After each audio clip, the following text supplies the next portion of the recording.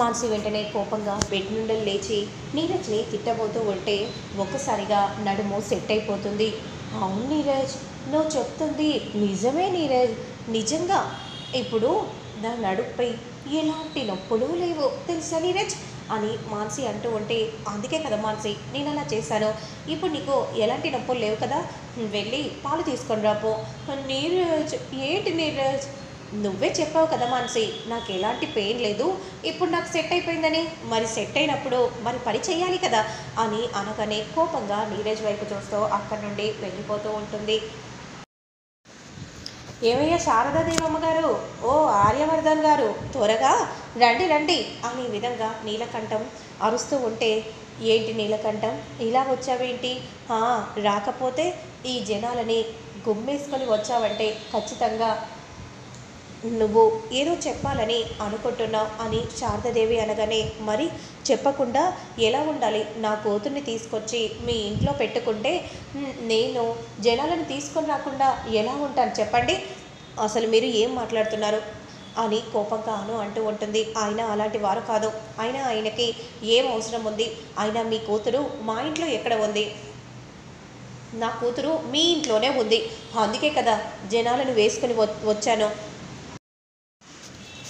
ఓపికగా ఉన్నాను కదా అని ఇష్టం వచ్చినట్టు మాట్లాడితే మాత్రం నేను ఊరుకోను అని ఆర్య నీలకంఠంతో అనగానే, మీరేమో అలా అంటున్నారు, నా కూతురు ఉంది కాబట్టి నేను వచ్చాను, లేదంటే నేను ఎందుకు వస్తాను? ఏంటయ్యా ఏం గొడవ ఇక్కడ, ఏంటి గొడవ అని ఏంటో వెంటనే అలా బాను నడుచుకుంటూ వస్తూ ఉంటే ఒక్కసారిగా అందరూ షాకింగ్గా చూస్తూ ఉంటారు. అలా ఆర్య డ్రెస్లో వేసుకొని నడుచుకుంటూ వస్తూ ఉంటే ఆర్య అలానే షాకింగ్గా చూస్తూ ఉంటే, ఏంటయ్యా నువ్వు ఇక్కడికి ఎందుకు వచ్చావు? ఇక్కడికి వచ్చి ఎందుకు గొడవ చేస్తున్నావు? అసలు ఎందుకు వచ్చావు చెప్పు. అసలు ఎందుకు ఇక్కడ ఉన్నావో నాకు ఇప్పటికీ అర్థం కావట్లేదు. నా కూతుర్ని అమాయకురాలిని చేసి ఈ ఇంటికి తీసుకొని వస్తారా? మూలము మీరే చూశారు కదా నా కూతుర్ని ఎలా బుట్టలో వేసుకుంటున్నారో, మీరే స్వయంగా మీ కళ్ళతోనే చూడండి అని ఊరి జనాలకు నీలకంఠం అంటూ ఉంటే, మీరు చూడండి ఈయన డ్రెస్సు నా కూతురు వేసుకుంది, అసలు ఏం జరుగుతుందో అర్థం కావట్లేదు. నీలకంఠం వస్తుంటే బురద పడటం వల్లే నా డ్రెస్ ఇస్తే వేసుకుంది, అంతేకాని ఒక అమ్మాయిపై ఇలాంటి నిందలు మోపితే సరికాదు, అర్థమవుతుంది కదా. ఇంకోసారి ఇలా మాట్లాడితే ఊరుకునేది లేదు. ఓ అవునా, ఇదేదో మాట ముందే చెప్పుంటే నేను ఈ ఊరి జనాలను వేసుకుని వచ్చేదావన్నా, నేనే స్వయంగా వచ్చి నా కూతుర్ని తీసుకుని పోయేదాన్ని కదా అని అంటూ ఉంటే, సరే అయ్యా ముందు ఇక్కడ నుంచి వెళ్ళిపో, నా ఓని ఎండాకే వచ్చేస్తానులే, నువ్వు వెళ్ళమన్నాను కదా అని బాను అనగానే వెంటనే నీలకంఠం అక్కడి నుండి వెళ్ళిపోతూ ఉంటాడు. అబ్బబ్బబ్బా, మా నాన్నకు మాత్రం సూపర్ కౌంటర్ ఇచ్చారు, చాలా బాగుంది అని అంటూ బాను వెళ్ళగానే అసలు ఏం జరుగుతుందో అర్థం కావట్లేదు. నిజంగానే బావగారు ఇచ్చారా? తనని తెలుసుకొని మనం అడిగితే బాగుంటుందేమో అని మానసి అనగానే వెంటనే బాను దగ్గరికి వెళ్తారు. అసలు ఏ అమ్మాయి ఏంటి, నా పేరు బాను, బాను అని పిలవండి, అమ్మాయి గిమ్మాయి అని కాదు. సరేలే, అసలు మా బావగారు చెప్పింది నిజమేనా? నువ్వు నిజంగా అవును, ఇంకో 3 నెలల్లో మీకే అర్థమవుతుందిలే.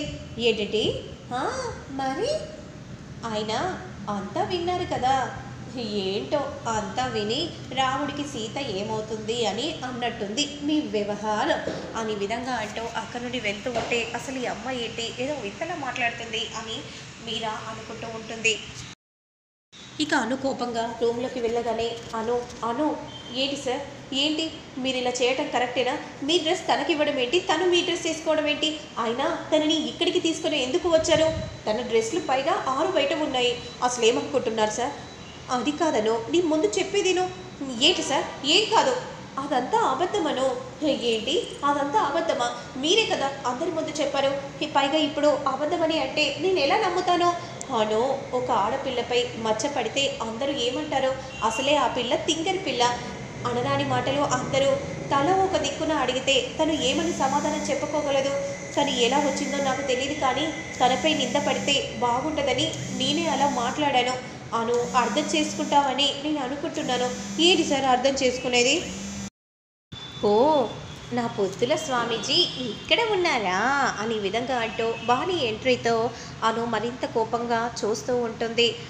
వెంటనే అలా ఆర్యపై పడబోతూ ఉంటే ఆర్య వెంటనే పట్టుకుంటాడు. అదంతా చూసిన అను షాకింగ్గా చూస్తూ ఉంటుంది. అబ్బబ్బబ్బా, చూపులే ఇలా అంటే టచింగ్ ఇంకెలాగో ఉంది. అను అది కాదను. అబ్బా స్వామి, మీ స్మైల్కే పడిపోయాననుకో. నిజంగా దిమ్మ తిరిగే స్మైల్. ఏంటి నా ముందే మా ఆయనని అన్నన్ని మాటలు అంటున్నావు? అసలు నీకెంత ధైర్యం ఈ రూమ్కి వచ్చావు? మరి రాకపోతే నువ్వు ఆల్రెడీ తీసేసుకున్నావు కదా అక్క. స్వామి ఏంటి స్వామి? మరి శ్రీవారు అని నువ్వు పిలిచి ఉంటావేమో, అందుకే నువ్వు పిలిచిన పదం నేను పలకడం ఇష్టం లేదు. అందుకే ప్రహ్లాదుడు ఆ నేమ్స్ పిలిస్తే బాగుండదు కదా అక్క.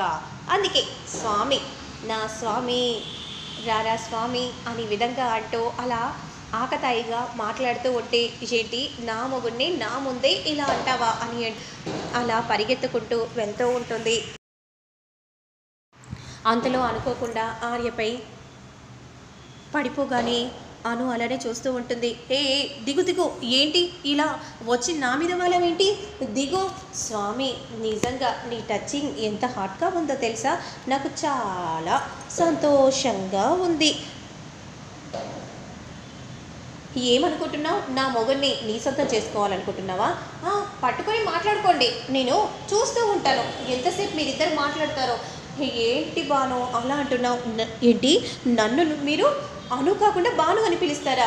ఈరోజు బాను అని పిలిచాడు, ఇంకా రేపు అనే విధంగా అంటూ, సరే స్వామి ఇప్పుడు పోయేస్తాను, ఇప్పుడు వెళ్తేనే కదా మళ్ళీ తిరిగి వస్తాను అని అంటూ అక్కడ నుండి వెళ్తూ ఉంటే, బాను బాను అని అను వెనకాలే వెళ్తూ ఉంటే అను కోపంగా చూస్తూ ఉంటుంది. మళ్ళీ బాను అని నన్ను పిలిచారా?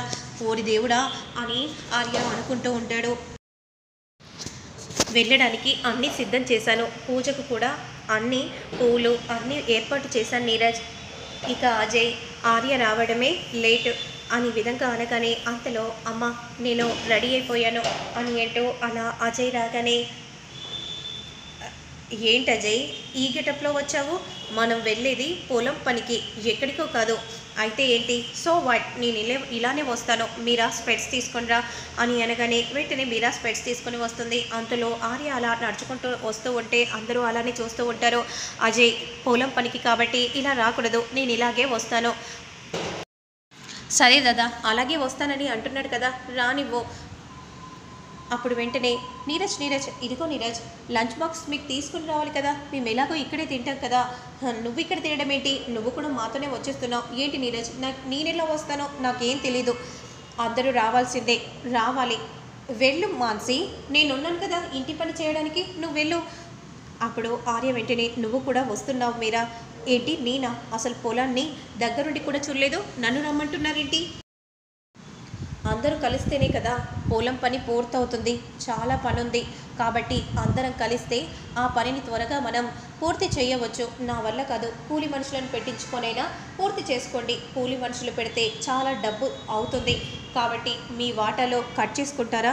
లేదు, మీరా కూడా వస్తుంది. మీరా నువ్వు కూడా వస్తున్నావు. అది కాదు అజయ్, మీరా అని అనగానే ఇక మరోవైపు మాత్రం అయితే అను కూడా రావాలి, వస్తుంది, అందరూ వస్తారు.